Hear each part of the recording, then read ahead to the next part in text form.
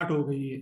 जैसे जैसे retracement start हो गई, रिट्रेसमेंट का क्राइटेरिया फुलफिल हो जाता है, हमारे पास एक स्विंग हाई आ जाता है। अब जब तक प्राइसेस इस हाई को ब्रेक नहीं करेंगी, हमारे पास नया ब्रेक ऑफ स्ट्रक्चर नहीं आएगा। तो लेट्स अज्यूम कि मार्केट अभी रिट्रेसमेंट मोड में है।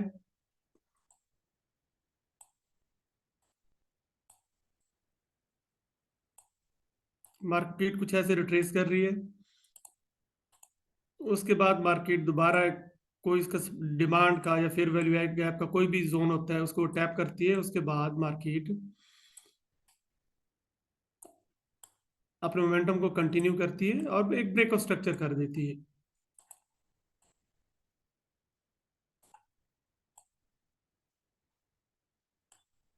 अब ब्रेक ऑफ स्ट्रक्चर के लिए हमारी सिर्फ सिंपल सी कंडीशन होती है कि जो भी हाई लगा होता है उसके ऊपर जस्ट बॉडी की क्लोजिंग चाहिए। वो 1 पिप हो, 2 पिप हो, 10 पिप हो, डिपेंड करता है, बट हमें बॉडी की क्लोजिंग चाहिए। तभी हम कंसिडर करते हैं कि हमारा ब्रेक ऑफ स्ट्रक्चर हो गया है। जब हमारा ब्रेक ऑफ स्ट्रक्चर हो जाता है तो हमारे पास कुछ जोन आ जाते हैं। अब काफी लोग हैं जो जिन्होंने लेट ज्वाइन किया है, तो एनीवेज ये वीडियो आप लोगों से शेयर कर दी जाएगी ताकि जो लोग जिन लोगों ने ये स्टार्टिंग मिस कर ली है उन्हें भी आइडिया हो जाए कि हमने अब तक क्या डिस्कस किया है। तो क्विकली रिकैप कर देता हूँ जिन्होंने जस्ट अभी ज्वाइन किया है, कि हम बात कर रहे थे कि मार्केट जब अप ट्रेंड में हो या डाउन ट्रेंड में हो, हमें कैसे कब पता चलेगा कि रिट्रेसमेंट स्टार्ट हुई है या एंड हुई है। तो उसकी हमने एक जस्ट सिंपल सी एग्जांपल ड्रॉ की कि हमने अज्यूम किया मार्केट अप ट्रेंड में चल रही थी। अप ट्रेंड में जैसे ही फर्स्ट हमारे पास रेड कैंडल आएगी असारा फाज में, तो हमने वो रेड कैंडल का लो मार्क कर लेना है। जब तक इसके नीचे वेरी नेक्स्ट कैंडल, रूल ये है कि वेरी ही नेक्स्ट कैंडल जो है सेकंड कैंडल, उसका लो ब्रेक करके उसके नीचे क्लोजिंग दे दे, तो हम ये मान लेते हैं कि जी रिट्रेसमेंट स्टार्ट हो गई है। अब काइंडली अपना माइक म्यूट कर लें। अब रिट्रेसमेंट एंड तब होगी जब मार्केट आया ब्रेक ऑफ स्ट्रक्चर करेगी, जो भी हाई होगा उसके ऊपर एक कैंडल क्लोजिंग दे दे, बॉडी की क्लोजिंग आ जाए, तो हम मान लेते हैं कि हमारे पास ब्रेक ऑफ स्ट्रक्चर हो गया। जब हमारे पास ब्रेक ऑफ स्ट्रक्चर हो गया तो हमारे पास ये कुछ जोन बन जाता है। जैसे ये हमारा 1 होता है, ये हमारा 2 का एरिया है। अब हमारा 3 का एरिया तब ही कंप्लीट होगा जब हमारे पास नेक्स्ट रिट्रेसमेंट आएगी।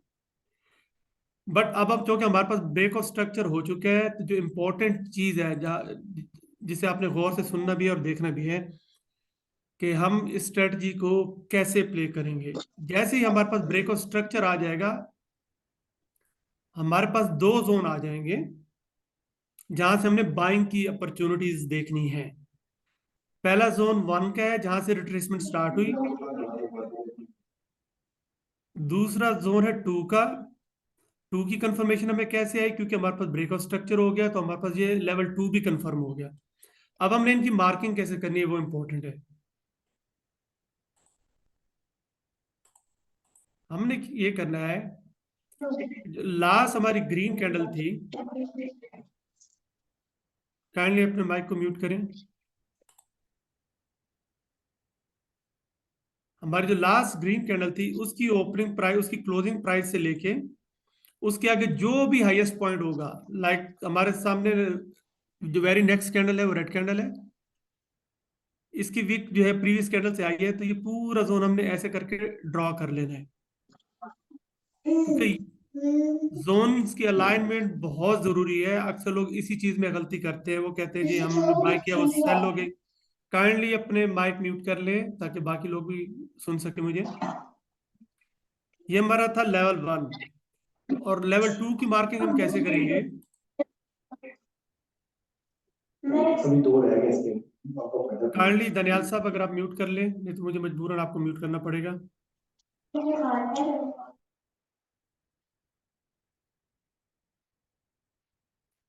और जो हमारे पास लेवल 2 होगा, गौर से काइंडली से सुनिएगा और देखिएगा कि इसकी जो ओपनिंग प्राइस होगी, जो लास्ट रेड कैंडल होगी, इसकी ओपनिंग प्राइस से लेके जो भी उसके आगे लोएस्ट पॉइंट होगा, अगर ग्रीन कैंडल की विक या बॉडी नीचे है हम उसको लेंगे। अब हमारे पास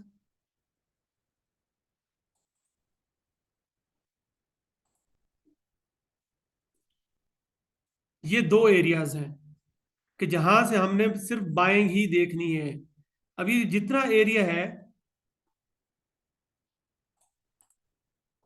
यहां से लेके यहां तक, इस एरियाज के अंदर हमने सिर्फ बाइंग ही देखनी है। जब तक मार्केट इसके नीचे दो कंसेक्यूटिव कैंडल्स क्लोज नहीं करेगी टू के नीचे, तब तक हमने इन एरिया से बाय ही देखनी है। ऐसे करके अगर दो कंसेक्यूटिव कैंडल्स इस लो के नीचे क्लोज हो जाएंगी तो फिर हम मान लेंगे कि हमारा स्ट्रक्चर शिफ्ट हो गया। अब हमने बाय नहीं, अब हमने सेल देखनी है। तो फिलहाल अभी हम अज्यूम करके चल रहे हैं कि मार्केट अप ट्रेंड में है, उसने 1 2 कंप्लीट किया, हमने अपने दो एरियाज रीडिफाइन किए कि हमने बाइंग एग्जैक्टली करनी कैसे है। उसके बाद हम अज्यूम करते हैं कि मार्केट की कंटिन्यूशन रही अप ट्रेंड में। उसके फिर जो अभी हमने रिट्रेसमेंट का क्राइटेरिया डिस्कस किया था, हम वो मान के चलते हैं कि मार्केट फिर रिट्रेसमेंट में आई। हमारे पास 2 कैंडल रिट्रेसमेंट आ गई। वेरी नेक्स्ट कैंडल ने उसका लो ब्रेक करके नीचे क्लोजिंग दे दिया। अब आपने वेट करना है। अब प्रॉब्लम यहाँ पे ये होता है कि जिन्हें जल्दी होती है अमीर होने की, या जो वो लोग जो कहते हैं कि हम कहीं रह ना जाएं, तो इस चक्कर में कभी भी नहीं पड़ना। हमेशा आपने जोन टू जोन ट्रेडिंग करेंगे तो ही आप कंसिस्टेंट प्रॉफिटेबल ट्रेडर बन पाएंगे। अदरवाइज क्या होगा कि आप जल्दी में आके बाई करेंगे, अब मार्केट ने अपने एग्जैक्ट जोन से जाना है बाइंग में, क्या होगा, आपका सिंपल स्टॉप लॉस हिट हो जाएगा। जहां आपने स्टॉप लॉस लगाया होगा वहां से एग्जैक्ट मार्केट बाई में जा रही होगी, फिर बाद में आपकी कैलकुलेशन ही चलेंगी। तो ऐसा कभी भी नहीं करना। सबसे पहले आपको स्ट्रक्चर का पता होना चाहिए कि स्ट्रक्चर हमें क्या बता रहा है। अगर स्ट्रक्चर हायर हाई एक्सटेंड कर रहा है तो आपको पता होना चाहिए कि आज आपकी ये डायरेक्शन है, अगर मार्केट इस जोन पे आती है तो यहां से मैं बाय करूंगा। फिर हमने ये देखा कि मार्केट जब रिट्रेसमेंट करती है तो हमें कैसे पता चलता है। उसकी मैंने आपको एक एग्जांपल दिया, लेकिन डेप्थ है वो मैं डिटेल में नहीं जा सकता क्योंकि बहुत लेंथी हो जाएगी वीडियो। जस्ट आपको एक टाइप बताइए रिट्रेसमेंट की, कि जब भी मार्केट अगर अप ट्रेंड में चल रही हो, अप ट्रेंड में जैसे ही कहीं पे भी आपको कोई भी रेड कैंडल नजर आए, आपने वहां पे फोकस हो जाना है। आपने वेट करना है कि अगर वेरी ही नेक्स्ट कैंडल उसका लो ब्रेक करके नीचे क्लोजिंग दे देती है तो आपको आइडिया हो जाना चाहिए कि जी अब रिट्रेसमेंट स्टार्ट हो गई है। उन्हीं दो कैंडलों में आपने देखना है कि किसका हाई ऊपर है, जो लास्ट ग्रीन कैंडल जिसके बाद ये रिट्रेसमेंट स्टार्ट हुई है, और जो पहली रेड कैंडल जो लगी है, इन दोनों में से जिसका भी हाईएस्ट पॉइंट होगा, वो विक भी हो सकती है बॉडी भी, वो आपने मार्क कर लेना है। वो आपका होगा वो पॉइंट कि जब तक मार्केट इससे नीचे है आपने वेट करना है कि नया ब्रेक ऑफ स्ट्रक्चर करे, फिर आपके पास जोन आ जाएंगे। तो अभी हमने अज्यूम किया था कि मार्केट ने 2 कैंडल रिट्रेसमेंट की, उसके बाद मार्केट ने ब्रेक ऑफ स्ट्रक्चर किया। जब हमारे पास ब्रेक ऑफ स्ट्रक्चर हो गया तो हमने आज ये पढ़ा, ये सीखा कि हमने लेवल्स की मार्किंग कैसे करनी है, क्योंकि बहुत इंपॉर्टेंट है। मोस्ट ऑफ द ट्रेडर्स इसमें बहुत गलती करते हैं क्योंकि उन्हें पता नहीं होता कि जोन की मार्किंग कैसे होती है। तो जैसे हमारे पास ब्रेक ऑफ स्ट्रक्चर हो गया, हमारे पास 1 भी आ गया, 2 भी आ गया, और हमारे पास 3 भी कंफर्म हो गया क्योंकि अब हमारे पास नई रिट्रेसमेंट आ गई। तो ऐसे करके 1 2 3 की हमेशा फॉर्मेशन होती होती है। तो फिर अब हमने लेवल 1 से मार्किंग कैसे करनी है कि हमने इसकी क्लोजिंग प्राइस से लेके जो लास्ट ग्रीन कैंडल होगी उसके आगे जो भी हाईएस्ट पॉइंट होगा, अगर रेड कैंडल की वीक ऊपर है या बॉडी ऊपर है, हम उसको भी साथ में लेंगे और हम ऐसे करके एक लेवल ड्रॉ कर लेंगे। हमारे पास ये लेवल 1 आ जाएगा। उसके बाद लेवल 2 हमने क्या डिस्कस किया कि हमने जो लास्ट रेड कैंडल थी उसकी ओपनिंग प्राइस से लेके जो भी उसके आगे लोएस्ट पॉइंट होगा वहां तक हमने एक एरिया एक्सटेंड कर लेना है। अब ये हमारी क्या रेंज है, बाइंग रेंज, जिसे हम आसान अल्फाज में कहें कि इन एरिया से हमने सिर्फ बाय ही करना है। तो जब आपने ये लेवल मार्क कर ली, अब आपने सिंपल वेट करना है कि मार्केट इस लेवल में आए, टैप करे। अब यहां पे आ जाती है हमारी स्ट्रेटजी, के स्ट्रेटजी कैसे काम करती है।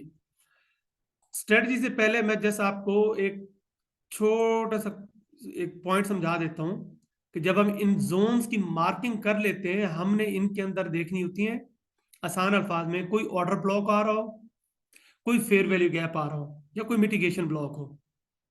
अब ऑर्डर ब्लॉक अगेन एक नया लेक्चर हो जाएगा, बट आसान अल्फाज में सिंपल ये होता है कि वो स्मार्ट स्मार्ट मनी का जो है एक फुटप्रिंट होता है जो हमें ये बताता है कि स्मार्ट मनी उस स्पेसिफिक जोन में इंटरेस्टेड है, वहां से बाइंग या सेलिंग करने में। वो एक आपका ऑर्डर ब्लॉक भी हो सकता है, वो आपकी डिमांड भी होगी अगर हम अप ट्रेंड की बात कर रहे हैं। तो तो अब हमें पता है ये बेसिकली ये जो हमने जोन्स की मार्किंग की है ये फुटप्रिंट है स्मार्ट मनी के, रिमेंबर ये फुटप्रिंट है कि वो अपना एक फुटप्रिंट यहाँ पे छोड़ के गए हैं कि यहाँ से दोबारा जब भी आएंगे तो यहाँ से ये बाई करेंगे। अब उसके लिए मैंने आपको बताया कि यहाँ वहां पे हमारे पास कोई ऑर्डर ब्लॉक होना चाहिए, कोई डिमांड होनी चाहिए, कोई फेयर वैल्यू गैप होना चाहिए। जब हम इस एरिया को मार्क करेंगे तो हमें गौर से अगर आप लोग देखेंगे तो आपको नजर आएगा कि एग्जैक्ट इसी एरिया के अंदर ये पहली कैंडल, ये दूसरी कैंडल और ये तीसरी कैंडल, इसके बीच में यहाँ पे ना एक फेयर वैल्यू गैप अलाइन हो रहा है। तो आपने जब बैक टेस्टिंग करनी है आपने देखना है, जैसे हमें मिल गया कि यहाँ पे फेयर वैल्यू गैप है, जैसे ही मार्केट इसको टैप करेगी आपको यहाँ पे किसी कंफर्मेशन की कोई जरूरत नहीं होगी। नॉर्मली लाइक ग्रुप में जब टीम आपको भेज रही होती है, मेरे पास वो काफी सारी चीजों पे काम कर रही होती है। यूजली हम जो ट्रेड करते हैं हमारी तो ट्रेंड ज्वाइनिंग, कि हमने ट्रेंड को ज्वाइन करना है और उसको फिर पकड़ के रखना ही है, उसका हमने पूरा टारगेट लेना है। आपने अक्सर देखा भी होगा कि हमारे ट्रेड 500 पिप तक भी जाती हैं, 600 पिप तक भी जाती हैं। अब जब इस लेवल पे आ गई है मार्केट, आपको कोई एविडेंस नहीं चाहिए, क्योंकि आपके पास ऑलरेडी ये एविडेंस पड़ा था कि इधर एक फेयर वैल्यू गैप है। अगर यही इसी जोन के अंदर, ये जो एग्जैक्ट जोन हमने मार्क किया है, यहाँ पे कोई ऑर्डर ब्लॉक पड़ा है या कोई डिमांड पड़ी है, आपने जस्ट उसके टच पे से बाई करना है। अब इंपॉर्टेंट ये है कि लोगों को अक्सर गलती ये होती है कि उन्हें स्टॉप लॉस का पता नहीं होता। अब जब आपने ये जोन मार्क कर लिया, अब हो सकता है कल मार्केट आ जाए, हो सकता है सेम टाइम पे आ जाए, हो सकता है 4 घंटे बाद आ जाए, बट जब आप जोन टू जोन ट्रेडिंग करेंगे आप खुद देखेंगे कि आपकी ट्रेडिंग जर्नी में कितना निखार आता है। जब आपने ये जोन मार्क कर लिया, आपको एविडेंस मिल गया कि जी यहाँ पे इस जोन के अंदर एग्जैक्ट एक फेयर वैल्यू गैप आ रहा है। अभी जस्ट मैंने यहाँ पे फेयर वैल्यू गैप क्रिएट किया है, यहाँ पे कोई डिमांड भी हो सकती है। अगर फेयर वैल्यू गैप है तो उसे हम सिंपल अल्फाज में मिटिगेशन ब्लॉक कहते हैं। बाकी जितने मर्जी आप नाम रख लें, हमें नाम से कोई मतलब नहीं, हमें काम से मतलब है कि हमें यहाँ पे एविडेंस चाहिए। अब यहाँ पे हमारे पास ये एविडेंस है कि हमारे पास ये फर्स्ट कैंडल है, ये सेकंड है, ये थर्ड है, अब इनके बीच में हमारे साथ लेवल 1 एग्जैक्ट अलाइन हो रहा है। तो अब आपने वेट करना है कि मार्केट इस जोन में आए, जैसे इस जोन में टैप करे आपने यहाँ से एंट्री करनी है।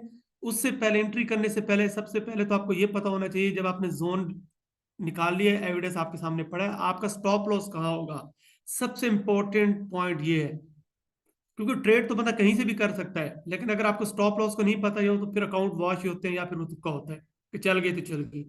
जब आपने इस जोन से, लेवल 1 से जब आपने बाय करना है, आपने देखना है कि नेक्स्ट अवेलेबल पीडीआरए कह लें, ये लिक्विडिटी कहाँ पे पड़ी हुई है। कि ये फेयर वैल्यू गया तो मुझे पता है, ये मेरा एविडेंस है, इसके टच पे मैंने बाय करना है, but end of the day market है, समटाइम वीक भी लगा सकती है। तो आपका जो, रिमेंबर, जो स्टॉप लॉस होगा, आपका स्टॉप लॉस जो नेक्स्ट अवेलेबल पीडीआरए होगी, जैसे ये देखें, और ये एक फेयर वैल्यू गैप है, अगर इसकी जगह यहाँ पे हम एक डिमांड बना देते हो कि डिमांड की कैंडल हो, तो आपने अब स्टॉप लॉस इसके नीचे रखना है। ये आपका एंट्री पॉइंट होगा और आपका पहला टारगेट होगा क्या, ये 3 का लेवल। यूजली हम 3 की बॉडी लेते होते हैं, ये आपका पहला टारगेट होगा। जब आप ट्रेंड को ज्वाइन करते हैं, लेवल टू लेवल मार्क करते हैं, तो फिर आपके रिस्क टू रिवॉर्ड भी बहुत बड़े होते हैं। कि आपने अपने जोन ड्रॉ किए, आपका जोन आ गया है, उसके अंदर आपने अवेलेबल लिक्विडिटी देखी कि हाँ जी मेरे एग्जैक्ट इसी जोन के अंदर लिक्विडिटी अवेलेबल है, उसके फिर आपने टच पे बाय करना है। वहां पे आपने ये नहीं देखना कि 1 मिनट पे चेंज ऑफ करेक्टर हो जाए, उसका ब्रेकआउट स्ट्रक्चर हो जाए, क्यूएमएल बन जाए, डबल बॉटम बन जाए, ऐसा कुछ भी आपने नहीं देखना, ब्रेकर ब्लॉक कुछ भी आपने नहीं देखना। आपने सिंपल, जब आपका ये लेवल ड्रॉ हो गया, इसके अंदर अवेलेबल पीडीआरए लिक्विडिटी पड़ी है, वो ऑर्डर ब्लॉक भी हो सकता है, फेयर वैल्यू गैप भी हो सकता है, वो डिमांड भी हो सकती है। जब आपके एग्जैक्ट इस जोन के अंदर अलाइन है आपके स्ट्रक्चर के साथ, लेवल 1 के साथ, आपने उसके जस्ट टच पे बाय करना है। स्टॉप लॉस आपने देखना है कि नेक्स्ट फेयर वैल्यू गैप या कोई ऑर्डर ब्लॉक पड़ा है तो उसके नीचे आपने रखना है, और पहला टारगेट आपका ये हाई होगा, हाई की बॉडी होगी। यहाँ पे आपने मैक्सिमम प्रॉफिट टेकिंग करनी है, उसके बाद यहाँ पे आपने प्राइस एक्शन देखना है। ये जो आपको मैं समझा रहा हूं, इसके लिए रिक्वायरमेंट ये है कि मिनिमम आपने H1 पे काम करना है, कि आपने H1 पे लेवल ड्रॉ करने हैं, फिर आपने वेट करना है। छोटे टाइम फ्रेम पे आपने डायरेक्ट इसमें एंट्री ही लेनी है, आपने कोई एविडेंस नहीं देखना। जब आप H1 के या H4 के जब लेवल आप ड्रॉ करोगे, आपके रिक्वायर्ड पीडीआरए इस लेवल के साथ अलाइन होगी, तो आपने जस्ट उसके टच पे बाय या सेल करना है। अगर आप बाय के ट्रेंड में बाय करेंगे, सेल के ट्रेंड में सेल करेंगे। हम लेट्स अज्यूम करके चलते हैं कि हमने ये जो लेवल ड्रॉ किया था इसके अंदर ना पीडी अरे नहीं है, तो मार्केट क्या करेगी यहाँ पे? अगेन यहाँ पे मार्केट, अगर तो मार्केट को इसी लेवल से ही जाना है तो मार्केट क्या करेगी? इससे पहले ना लिक्विडिटी जनरेट करेगी कि मार्केट इस लेवल से पहले आएगी, यहाँ पे ना एक सपोर्ट बनाना शुरू कर देगी, जिसे आप लोग अक्सर कहते हैं कि इंड्यूसमेंट भी कहते हैं, कि मतलब जो रिटेलर होगा उसे लगता है हाँ भाई ये तो सपोर्ट है, यहीं से बाय करो। बट यहाँ पे मार्केट क्या कर रही होती है? एक लिक्विडिटी जनरेट कर रही होती है, क्योंकि उसको इनफ लिक्विडिटी होती नहीं है। तो यहाँ पे फिर क्या बन जाता है? पूल बन जाता है। अब जो रिटेलर होता है उसे हर ग्रीन कैंडल बाय नजर आती है, थोड़ी सी नीचे आती है उसे सेल नजर आती है, कोई यहाँ पे बाय करेगा कोई सेल करेगा। अब यहाँ पे क्या होगा? मेनली यहाँ पे ना एक पूल जनरेट हो जाएगा। अब मार्केट ने आना तो एक्चुअल अपने जोन पे ही है। अब जब उसे इनफ लिक्विडिटी मिल जाएगी वो क्या करेगी? जैसे एक स्पाइक लगाएगी यहाँ पे, बस उसने इतना ही काम करना है, स्पाइक लगाएगी। ये पूल ऑफ लिक्विडिटी था। अब लोग यूजुअली जिसे कहते हैं जी हमारे स्टॉप लॉस हंट हो गया है, उसकी रीजन ये कि हमें स्ट्रक्चर की ठीक से समझ नहीं है। प्रॉब्लम ये है हमारा। उसके बाद मार्केट अपनी डायरेक्शन में जाएगी, सिंपल। या तो मार्केट ये काम करेगी, आपको मैंने बताया, उस सूरत में जब यहाँ पे हमारे पास अवेलेबल लिक्विडिटी नहीं होगी। अगर हमारे पास लिक्विडिटी यहाँ पे है तो सिंपल मार्केट आएगी, उसको टेस्ट करेगी और निकल जाएगी। अगर यहाँ पे लिक्विडिटी अवेलेबल नहीं है तो एक और मैंने आपको ये बताया, इंड्यूसमेंट करेगी। दूसरा क्या करेगी कि मार्केट इसी ही जोन से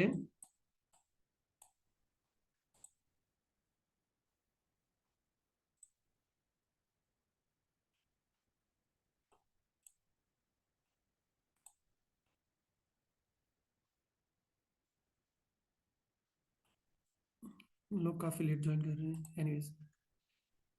दूसरा मार्केट क्या काम करेगी? अगर इंड्यूसमेंट नहीं करेगी यहाँ पे, इंड्यूसमेंट मैंने आपको आसान अल्फाज में बता दिया कि जब हम अपना लेवल मार्क कर लेंगे उस लेवल पे अगर कोई पीडीआरए नहीं पड़ी तो यूजुअली मार्केट वहां पे इंड्यूसमेंट करेगी, उससे पहले ही दिखाएगी कि जी मैं बाई में जा रही हूँ। लोगों को बाई नजर आ रही होगी, किसी को सेल नजर आ रही होगी। एक्चुअली मार्केट क्या करेगी? जब इंड्यूसमेंट, जब उसको इनफ लिक्विडिटी आएगी, जैसे एक स्पाइक देगी, फिर अपने जोन पे आएगी जो हमने जोन मार्क किया, वहां से फिर सीधा अपने टारगेट की तरफ जाएगी। काइंडली अपना माइक म्यूट कर ले। एक ये केस करेगी। दूसरा सिनेरियो क्या कर सकती है मार्केट यहाँ पे, कि अगर इंड्यूसमेंट नहीं करती तो मार्केट यहाँ पे आपको फेक आउट करेगी। तो यहाँ पे इस तरह करके एक कैंडल नीचे क्लोज कर देगी, उसको दूसरी अंदर क्लोज कर देगी। जब उसको इनफ लिक्विडिटी आ जाएगी ऊपर जाएगी, फिर एग्जैक्ट इसी लेवल को टैप करेगी, फिर ऊपर निकल जाएगी। ये सब चीजें उस सूरत में होंगी जब हमारे पास रिक्वायर्ड पीडी अरे ना पड़ी हो।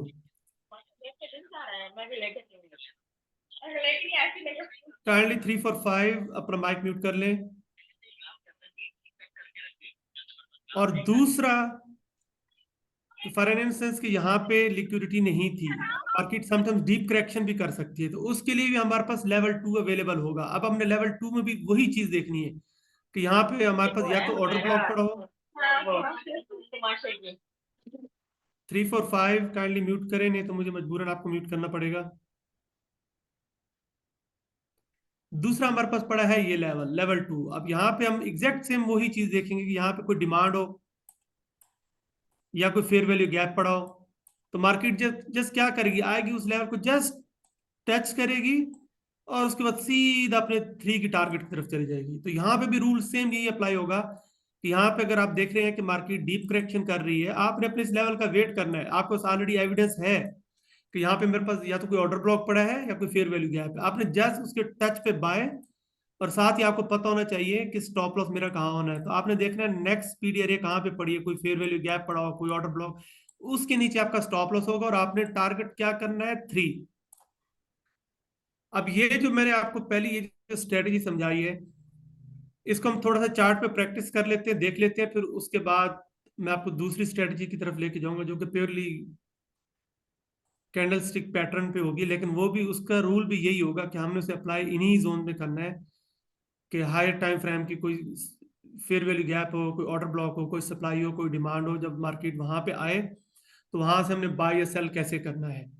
चले मैं आपको चार्ट पे लेके चलता हूँ। तो ये स्क्रीन में क्लोज करता हूँ। तो चार्ट पे जाने से पहले किसी का कोई क्वेश्चन है तो आप पूछ सकते हैं मुझसे। अभी तक जो हमने डिस्कस किया, आई नो ये इतना इजी नहीं होगा, स्पेशली जो बिगिनर्स हैं उन्हें ये चीज़ें अब्जॉर्ब करना समझना थोड़ा मुश्किल होगा, बट ये वीडियोस हम आप सबसे शेयर करेंगे ताकि आप इस वीडियोस को बार बार देखें और फिर प्रैक्टिस करें। तो किसी का कोई क्वेश्चन है तो वो पूछ सकता है अभी तक जो हमने डिस्कस किया है। एंड पे करूंगा मैं। एक क्वेश्चन है मेरा, वो आज की गोल्ड का जो स्टॉप लॉस लगा ना उसके बेस पे। इसके अलावा किसी का कोई क्वेश्चन है तो बताइए।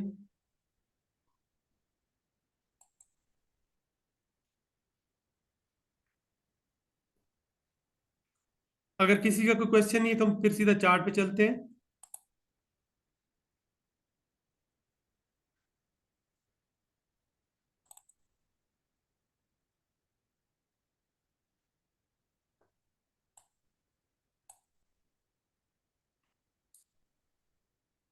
जी मेरा चार्ट उम्मीद है कि आप सबको नजर आ रहा होगा।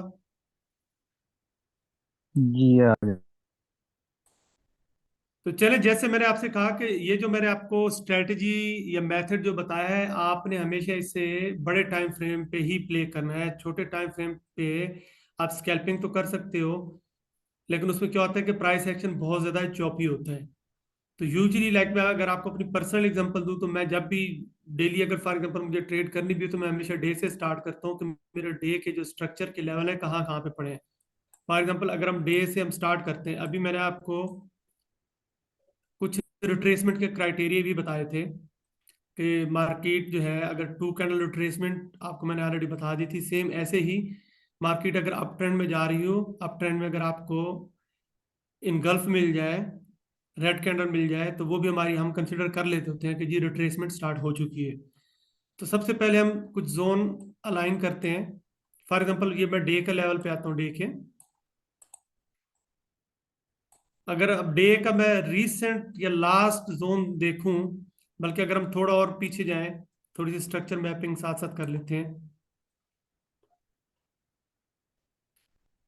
अब यहाँ पे देखें, ये हमारे पास टू इनगल्फिंग क्राइटेरिया भी आया, टू कैंडल रिट्रेसमेंट भी हो गया, तो हमारे पास ये लास्ट पड़ा था वन के एरिया। आपको मैंने क्या कहा था, लास्ट ग्रीन कैंडल, एक सेकंड, आईसीटी मिशेल, इसको मैं पहले वो कर लूँ। तो बाकी मैंने जब आपको मार्किंग सिखाई है, आपने उस वीडियो को दोबारा इसी वीडियो को बार बार रिपीट करके देखना है ताकि आपको आइडिया हो जाए कि जोन्स की मार्किंग कैसे होती है।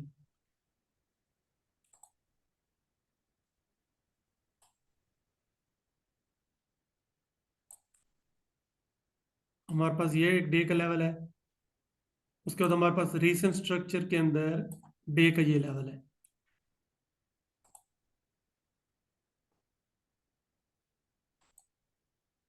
ये हमारे पास लेवल वन है, क्योंकि ये सिंगल कैंडल है। ये इसका लेवल टू हो जाएगा।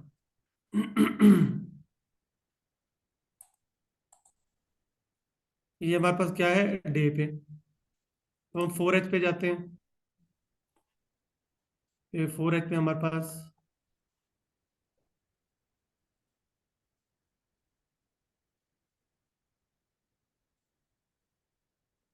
चलिए डे को एक सेकंड में जरा डे को हाइड कर दूं।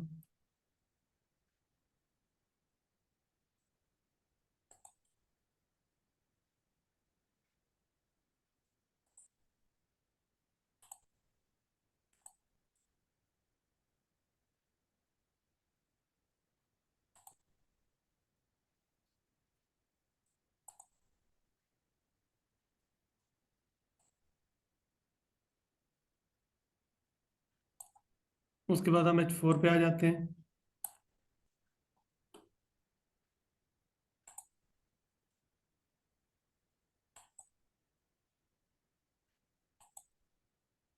एच फोर का ये लेवल है, ये लेवल वन है एच फोर का। और हमारे पास ये एच फोर का लेवल टू है।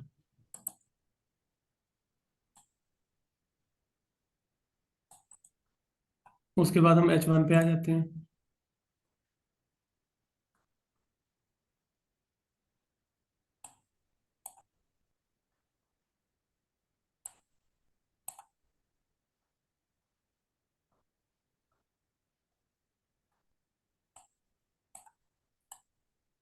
तो इस तरह करके आपने जोन्स की हमेशा मार्किंग करनी है, क्योंकि मार्किंग्स बहुत इंपॉर्टेंट है। अब हम H4 पे अगर जाते हैं तो हमारे पास लास्ट ये जोन पड़ा था, जैसे एक छोटा सा जोन था ये, और हमारे पास ये लेवल 2 पड़ा था।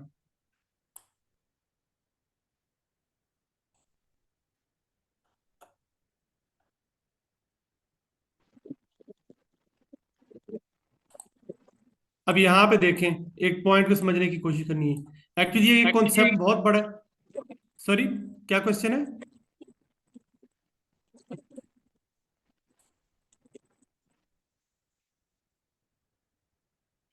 किसी का कोई क्वेश्चन है तो बताएं।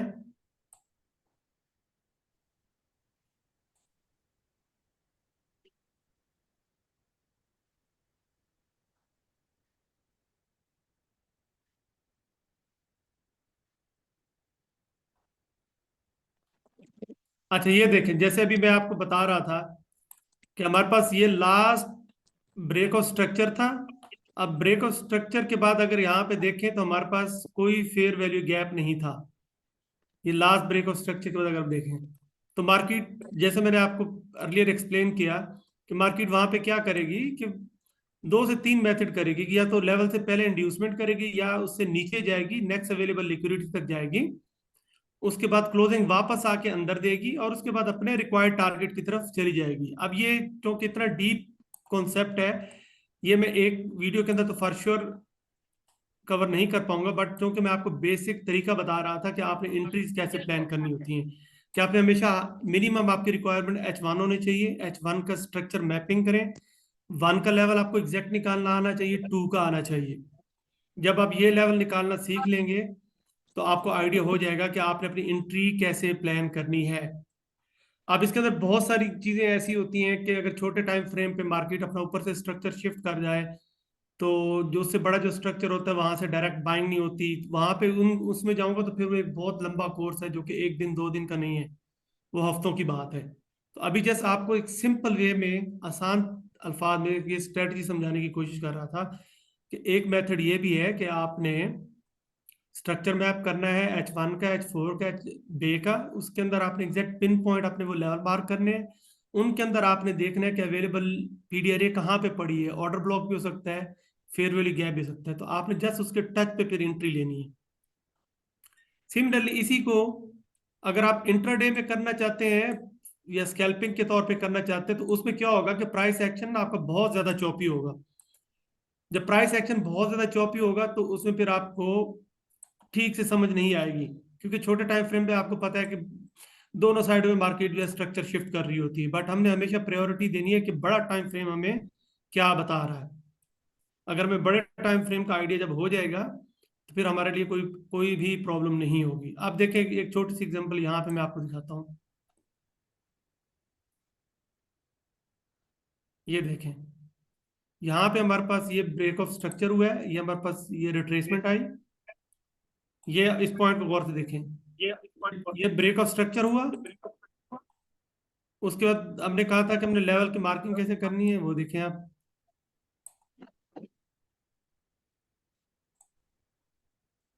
इस ब्रेक ऑफ स्ट्रक्चर के बाद अब ये देखें, ये हमारा 1 का एरिया था। अब यहाँ पे गौर से देखें, क्या कहा था कि अगर हम आपके पास एविडेंस आ जाए इस ब्रेक ऑफ स्ट्रक्चर के बाद, देखें ये कैंडल 1, कैंडल 2, कैंडल 3, एक दरमियान में फेयर वैल्यू गैप आ गया।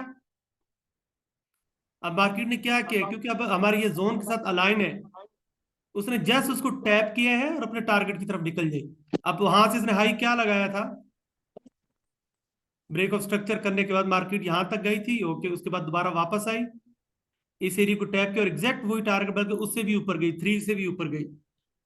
तो अगर ये आप प्रैक्टिस करेंगे, क्योंकि इस बिहाइंड द सीन इसके अंदर और भी बहुत सारी चीजें हैं, बट ये मैंने चूंकि स्ट्रक्चर को आसान अल्फाज में समझाने की कोशिश कर रहा हूँ, क्योंकि अगर आप लिक्विडिटी में जाएंगे तो हो सकता है बहुत ज्यादा लोगों को समझ नहीं आएगी लिक्विडिटी की, कि डिफरेंट टाइम फ्रेम पे हमने कैसे चीजों को एनालाइज करना होता है। बट ये एक छोटी सी आपको एक एग्जांपल मैं दिखा रहा था कि मार्केट फिर ऐसे काम करती है। अब यहाँ पे देखें, ये हमारे पास ब्रेक ऑफ स्ट्रक्चर है, ये हमारे पास सिंगल कैंडल रिट्रेसमेंट है, ये हमारे पास ब्रेकआउट स्ट्रक्चर है, ये हमारा 1 का एरिया है, यहां से लेके यहां तक। अब गौर से देखें अगेन, ये हमारे फेयर वैल्यू गैप के साथ अलाइन हो रहा है, अलाइन हो रहा है बिल्कुल 100%। हम तो मार्केट ने जैसे इसको टैप किया, तो मैंने आपसे क्या कहा था कि उसके बाद हमारा जो स्टॉप लॉस क्या होगा, हमने देखना है नेक्स्ट पीरियड है कहाँ पे पड़ी है। अब इस फेयर वैल्यू बैक गैप के बाद एक ये फेयर वैल्यू गैप पड़ा है, तो हमने क्या कहा था कि उससे हमने थोड़ा नीचे अपना स्टॉप लॉस रखना है, और हमने अपने 3 का टारगेट लेना है। अगर आप ट्रेंड की डायरेक्शन में जब बैठे होते हैं तो आप उसको कंटिन्यू भी कर सकते हैं, वहां पे आप छोटे टाइम फ्रेम में शिफ्ट होकर देख सकते हैं कि प्राइस एक्शन कैसा बन रहा है। तो फिर उस प्राइस एक्शन की बेस पे आप अपनी एंट्री को मजीद होल्ड कर सकते हैं जो आपने ट्रेड ली हुई है। ऐसे ही आपको बहुत सी एग्जांपल्स मिलेंगी, बाई साइड में भी सेल साइड में भी, अगर सेल का ट्रेंड चल रहा है।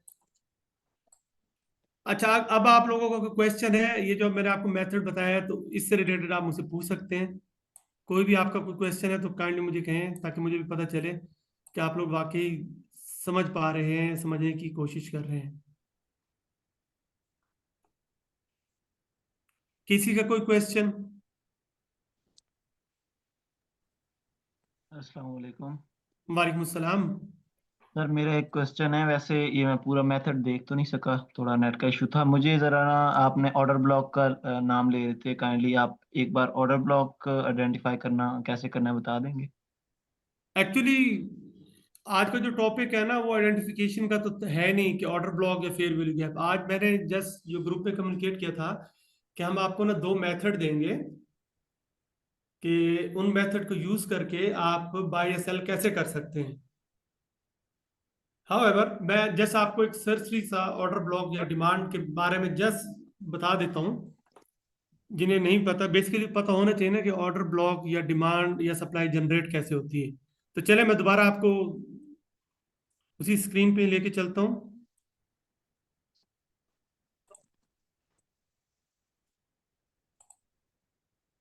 तो काइंडली जिस भाई साहब ने क्वेश्चन किया है, उनसे रिक्वेस्ट है कि ये वीडियो आपसे शेयर कर दी जाएगी, ताकि जो भी आपने स्टार्टिंग में मिस किया हो उसे आप अच्छे से सुन पाए, क्योंकि ये वीडियोस कम से कम आपको 2-3 बार देखनी पड़ेगी, नोट्स बनाने पड़ेंगे और इन्हें बैक टेस्ट करना पड़ेगा।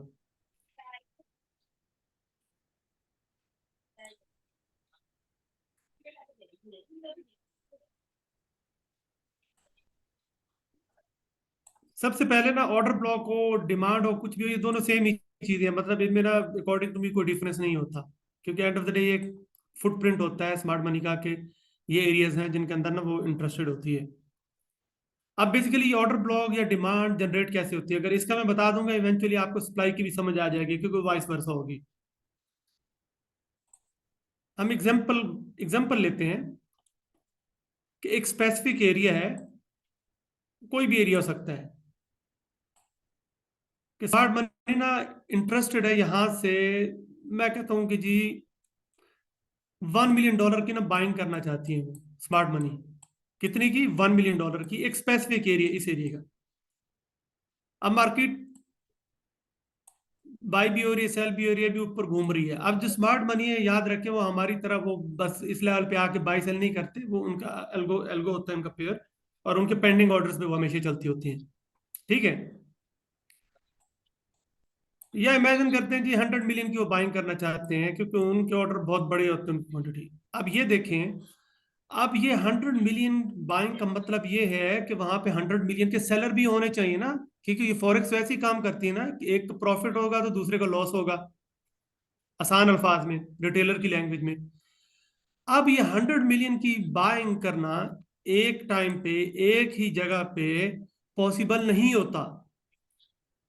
हम रिटेलर यस कहीं से भी बाई सेल कर लेते हैं, जो भी हमने अपने एरियाज मार्क किए होते हैं हम लोग तो कर सकते हैं, क्योंकि हम रिटेलर है ना, हम कहीं से भी buy sell. But smart money के लिए ये पॉसिबल नहीं होता। स्मार्ट मनी की जब मैं बात कर रहा हूँ नए लोगों के लिए, वो लोग या वो इंस्टीट्यूशंस जिनके पास फंड्स बहुत ज्यादा होते हैं, तो उनकी बाइंग्स भी फिर ऐसे मिलियंस में होती है, उनकी क्वांटिटीज जो है ट्रांजैक्शंस मिलियंस में होती हैं।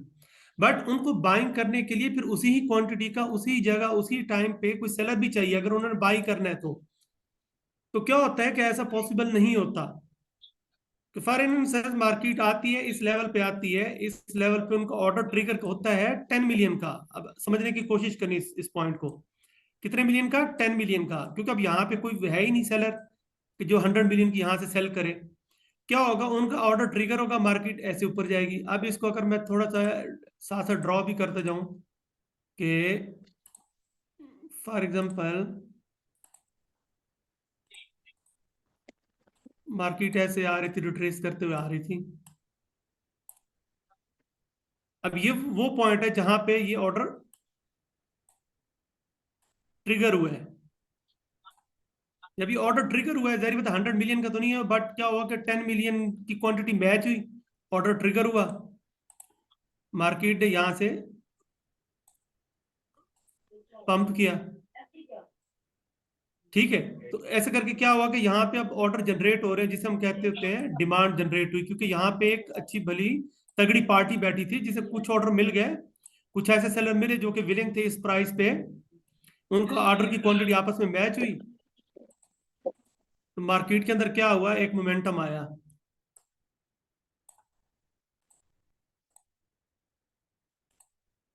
मार्केट के अंदर क्या है, एक बाइंग का मोमेंटम आया, यहां से मार्केट बाई के लिए निकली।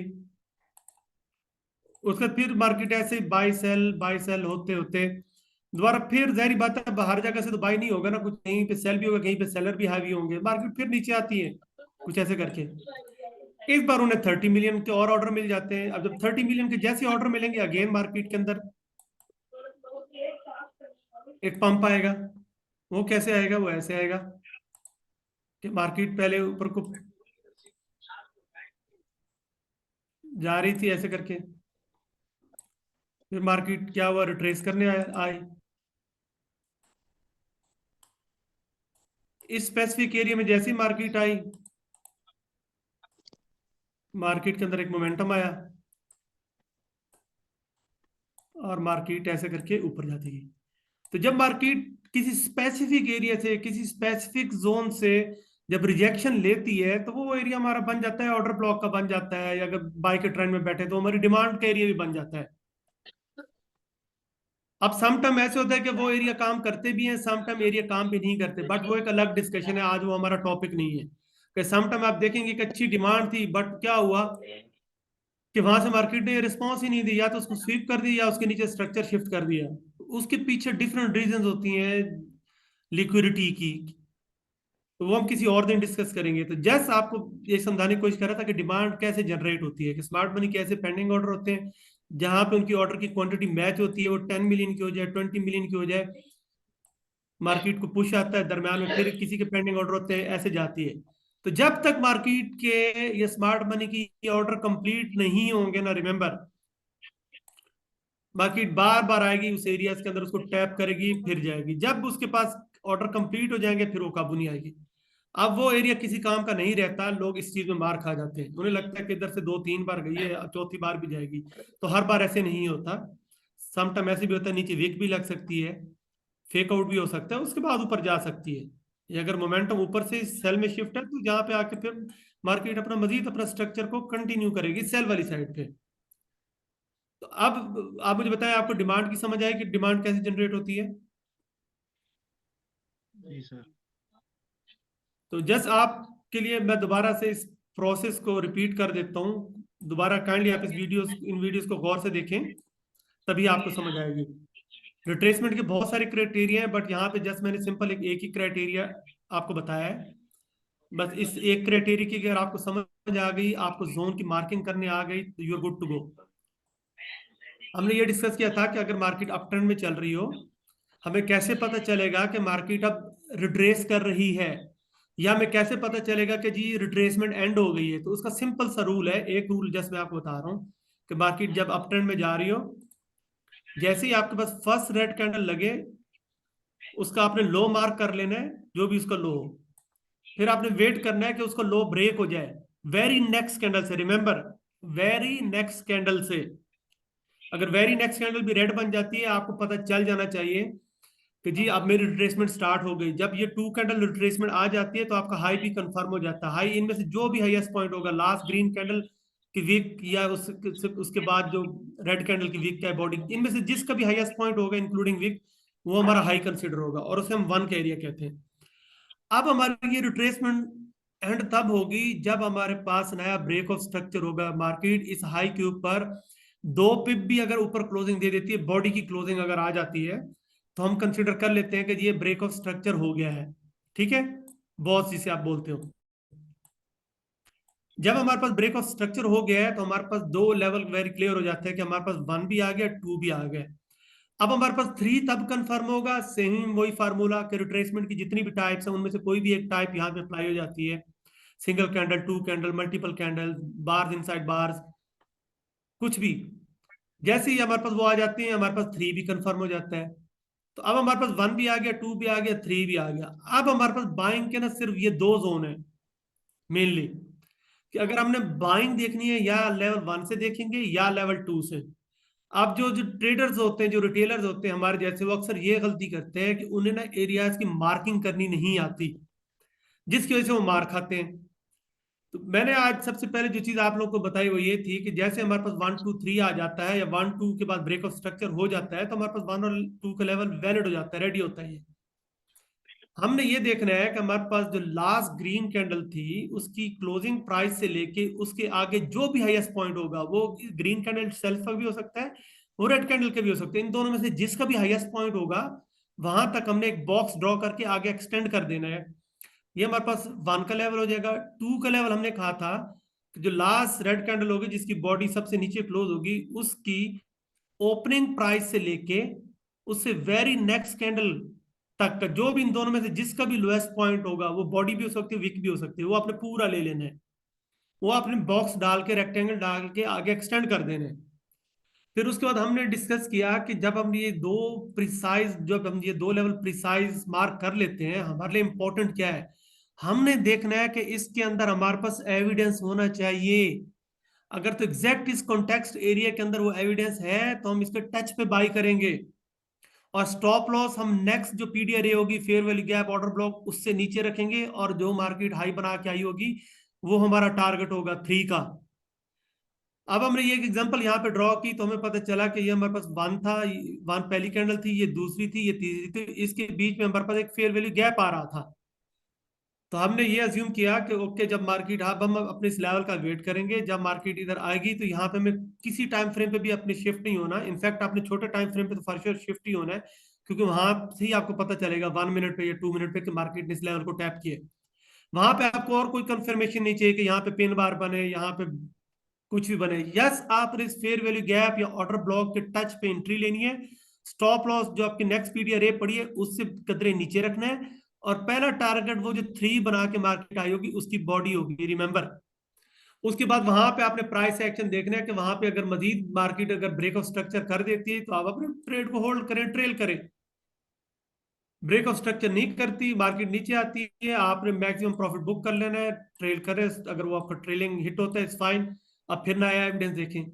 फिर हमने ये डिस्कस किया कि अगर 1 के ऊपर जो हमने अभी एविडेंस डिस्कस किया, ऑर्डर ब्लॉक का या मिटिगेशन ब्लॉक का या फेयर वैल्यू गैप का, अगर इन तीनों में से कोई चीज भी यहाँ पे नहीं है तो हमने कहा कि मार्केट यहाँ पे कुछ ऐसा करेगी कि लेवल पे आने से पहले मार्केट इंड्यूसमेंट करेगी कि छोटे छोटे स्ट्रक्चर ऐसे बनाना शुरू कर देगी, हाई लो ऐसे ऐसे। अब रिटेलर को लगेगा कि ये भी सपोर्ट है, ये भी सपोर्ट है, यहाँ से बाई करो। अब यहाँ पे क्या होता है, एक पूल बन जाता है लिक्विडिटी का। अब एक्चुअल में मार्केट ने आना अपने कॉन्टेक्स्ट एरिया तक ही होता है।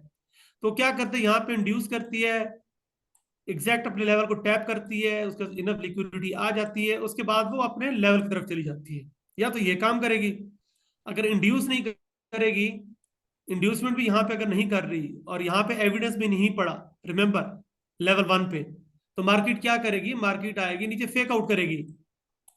एक कैंडल नीचे क्लोज करेगी, दूसरी जाके वापस अंदर क्लोज कर देगी, उसके बाद बाई में चली जाएगी।